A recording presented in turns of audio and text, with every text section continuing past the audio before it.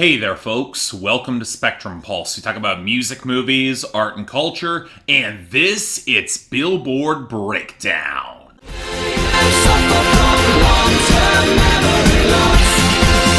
I don't remember. Well, okay, I can't say I didn't predict this would happen. I knew that eventually the drought on mainstream album releases would start to impact the Hot 100 directly, which would lead to a short week, but man, I didn't expect I'd be handed one of the slowest weeks in recent memory. Not that I'm complaining much, gives me that much more time to get ahead on other work and other plans, and, maybe even take care of myself, but I will say it was a bit of a pleasant surprise. A lot less so when I saw the new arrivals, but sadly, you gotta take what you can get in these sort of weeks. So alright, our top 10. And look, I won't say I exactly predicted this new number one this week, but I did say it was likely. Sunflower by Post Malone featuring Sway Lee. And really, given its strength across the board, it is credible here. It might lag a bit on the radio, but it's got the sort of momentum to ensure a pretty strong charting presence. Although I'd caution anyone saying that I'll stick around for all that long, especially given how much I would link its success to the legs of Into the Spider-Verse. Now, what this means for now is that it overthrew Without Me by Halsey down to number 2, which is also consistently strong in every category and is doing even better on the radio, just not quite enough to compensate. Hell, you could say the same thing about Thank You Next by Ariana Grande down at number 3, especially given its radio traction, except that its sales and streaming are both starting to slip, which isn't really a good sign. And none of this seems like good news for Sicko Mode by Travis Scott at number 4, which is still huge on streaming, but radio showed a lot of inconsistencies. Again, not a good sign. And on that topic, while High Hopes by Panic at the Disco held its own at number 5, the sales are slipping and that radio momentum seems to have finally run out. Maybe not next week, but very soon after, I can see this taking a nosedive. Then there's Happier by Marshmello and Bastille, which seems to have a slightly better streaming position at number 6, but it's also slipping on the radio. And while it might last a little longer, I still do think this is on its way out. Now, what should have been on the way out yesterday was Girls Like You by Maroon 5 featuring Cardi B, still at number 7, but thanks to radio inertia and a bizarrely strong YouTube week, it is still here. Then we got Drip Too Hard by Lil Baby and Gunna at number 8. It's got good streaming and that's about it. But now we actually have a story with the new top 10 entry that is long overdue, East Side by Benny Blanco, Khalid, and Halsey. A song that had a credible shot at my year-end list just a couple weeks back, but got edged out by better songs. And even then, I'm not sure this will last in the top 10, as it was wavering in all categories. But hey, if the weakness of ZZ by Kodak Black featuring Offset and Travis Scott going to number 10 on stale shortfalls and weak radio allowed it, I'll take it, it's still a good song. Now on to our losers and dropouts, and see, this is what happens when you have such a massive reset to equilibrium. There's just not really much to say about what we have here. Yeah, both Drunk Me by Mitchell Tenpenny and Dangerous by Meek Mill featuring PNB Rock and Jeremiah, they both dropped out, but you could also make the argument that they both overstayed their welcome anyway. And as for our losers,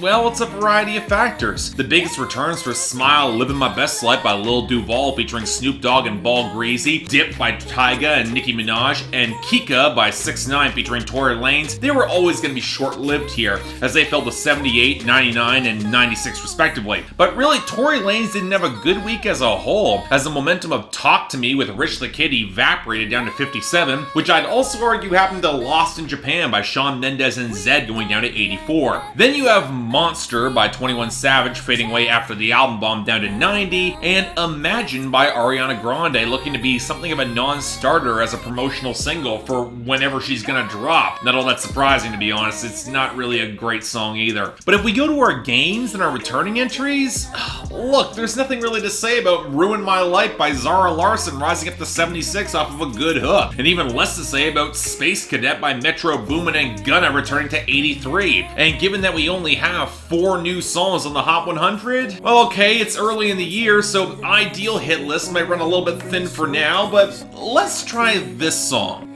Could you find a way to let me down slowly? A little sympathy, I hope you can show me. If you wanna go, then I'll be so lonely. If you're leaving, baby, let me down slowly. So, okay, the truth about Ideal Hit right now, I referenced it before, is that I've got pretty slim pickings in terms of songs that could have been hits in the mainstream this past week if given the right promotion. I mean, I could just plug in the newest Randy Houser single and call it a day, but that could well chart next week. So I'm gonna be cautious and put up this remix instead. And the thing is, I kind of understand why this might not have caught traction as of yet, at least stateside. Alec Benjamin has been building some traction just below the mainstream with mixtapes and some work with John Bellion, but I'll admit to being not all that impressed by his very timid, boyish vocals and very restrained presentation. So when Alessia Cara hopped on the remix to bring her more expressive brand of vulnerability to the table, it did improve this song by a considerable margin, and even then I would kinda struggle to call it great. The more developed groove has some rollick to it. I really like how the backing vocals build off some of the swells of strings, and I like the irony and the hesitation coming from both partners in order to end this relationship. But at the same time, it is a shade too short to really stick the landing. I think a little bit more lyrical detail and bombast could have nailed the melodramatic contrast more effectively, or at least made the song stand out a bit more. And none of this gets around how Alessia Cara, she just has so much more presence and charisma than Alec Benjamin does. That kid desperately needs to get some bass in his voice and fast. But you know what? It's a good enough song. I like it. I'll take it. But for now, unfortunately, our new arrivals. Starting off with number 87, Valuable Pain by YoungBoy, Never Broke Again.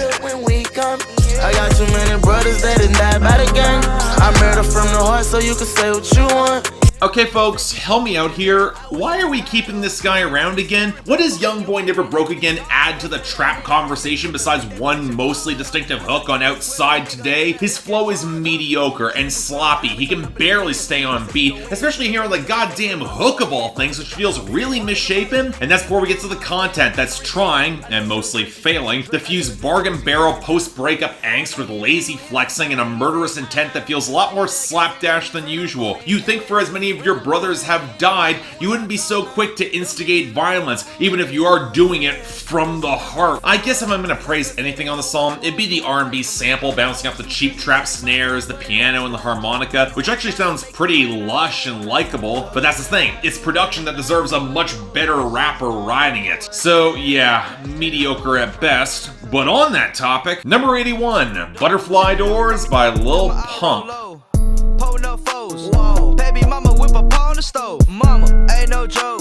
You the type of nigga go cry to a hoe. And speaking of artists who seem to be running out the clock on irrelevance, we got Lil Pump. And seriously, after some of the controversy where Lil Pump had to yank the caricatured Asian ad-lib and partially censor the hook of the song, it's still charting with a flattened off-key synth line and an overweight trap beat that I probably have thrown this to the curve on mediocre production alone. But when you factor in the controversy and the flexing that feels increasingly hollow as he switches from a weak Migos impression to an even weaker Gucci Mane impression, I'm sorry, this is utterly disposable and barely worth its 2-minute runtime. In other words, it's pretty bad. Next, number 46, Crushed Up by Future.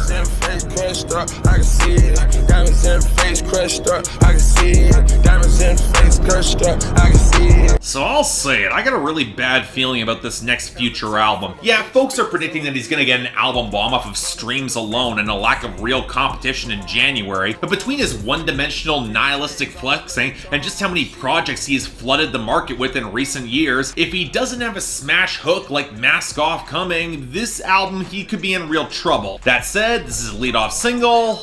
And yeah, my concerns haven't been settled here, because this is pretty mediocre and forgettable, especially coming from Future. Yeah, the production's got some twinkling density, and Future is avoiding his horrible crooning in his upper register, but we still have to deal with that flat, blaring synth that adds nothing to the mix, and a luxury porn content that is utterly forgettable. More to the point, it is derivative of other luxury rap porn that Future's put out before, and if this is all what he thinks he'll need to get his hive on board, yeah, the wizard might be for a rough time ahead, because this is not that good. And finally, number 35, Undecided by Chris Brown. And she want me to wipe it, but I know I shouldn't be doing this, but You know, in the aftermath of surviving R. Kelly, I had to look away just from him and see the other abusers enabled by the music industry. And with Chris Brown, I did not have to look all that far. And it feels like we've had this conversation every other damn year whenever Chris Brown decides to release new music, and it's never really seemed to stick despite his unrepentant ass continuing to rack up indictments and restraining orders. And even now, I am seeing some of the response in the comments. I'm seeing you right there. Well, the past, the music is still good. But that's the thing, the music has never been all that good. Certainly not good enough to excuse this, if that is even a thing anymore. Those of you who are only now feeling the tainted rancor of R. Kelly's entire catalog have to realize I have felt that for Chris Brown for a solid decade now. But when it comes to pure talent, R. Kelly could at least construct albums of some musical quality if you never knew the context of what he did. Whereas between Graffiti, Fortune, and Heartbreak on a Full Moon, Chris Brown has 3 albums I could credibly describe as terrible, and it wouldn't be hard for me to throw Fan of a Fan, Forgiving All My Enemies, and X onto that pile as well. And yet, since Team Breezy will not stop enabling abusers and apparently gotten a lot better at gaming the streaming algorithm since 2017, we have Undecided, which takes a very recognizable Shanice sample with its pan flutes and plays it for a song where he's deliberating whether or not he wants to get serious with this girl with all the underwhelming emotion that grainy autotune can provide. And here's the thing, there's only really 2 reasons why this song could have any appeal. The sample of I Like Your Smile by Shanice, which Chris Brown doesn't really elevate through his performance, and even that song's not all that good. And then the audience, who wants to play wish fulfillment about being the one that Chris Brown is contemplating wifing. And since I don't care or fall into either category, yeah, no. It's not that good. Not really good at all. I'm not supporting it. And with that acknowledgement, God, there's so little to pick from here, folks. I'm sorry. And while I cannot endorse the slapdash rapping by any extent, I guess I have to give the best of Valuable Pain by YoungBoy Never Broke Again for good production, at least. That's it. Now, for the worst, yeah, Lil Pump is getting this one. Mostly because it feels like Butterfly Doors feels like the sort of abortive disaster that could well deal more damage to his career than even he's expecting. And I do not see this being a hit. Next week, oh god, I don't even know. Let's hope for Randy Houser, I guess. Till then, I'm Mark, you're watching Billboard Breakdown on Spectrum Pulse, and I'll see you next time.